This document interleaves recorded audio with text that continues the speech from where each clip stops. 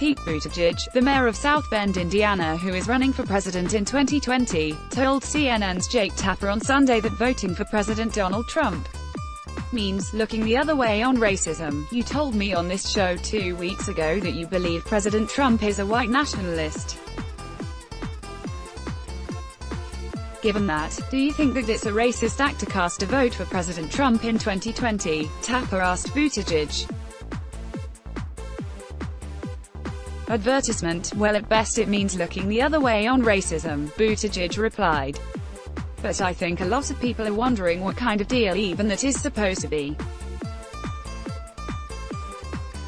I mean, you look at what he said in that rally, you've got no choice but to vote for me, and if you look at the numbers, basically what he's saying is, all right, I want you to look the other way on the racism, tolerate the negativity, accept the instability of my administration, because I am going to deliver for you job growth almost as good as the President Barack Obama years." That's what his argument amounts to right now, and it's part of the reason why he's unpopular. The South Bend mayor also attacked the president's economic record, arguing that, "We probably are heading toward an economic downturn and that the president's trade war with China had failed. Well, we have a lot of different forms of leverage in the relationship, but it's also a fool's errand to think you're going to be able to get China to change the fundamentals of their economic model by poking him in the eye with some tariffs," Buttigieg told Tapper, referring to comments made earlier in State of the Union by Director of Trade and Manufacturing Policy Peter Navarro. And by the way, despite all of the noise from that previous interview, there are some basic facts here that you can't escape, and one of them is that American farmers are getting killed. After discussing conversations he had with Iowa farmers about the deleterious impact of Trump's trade war on their livelihoods, Buttigieg emphasized that he thought the president's policies had failed. Advertisement: "The president has said repeatedly that he is on the cusp of getting a deal.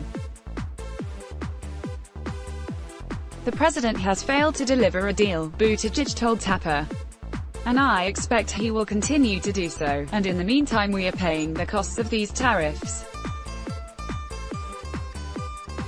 We're going to see even more in the prices of consumer goods." The president is apparently aware of this, because he said he's going to delay them until Christmas. What are we supposed to do after Christmas?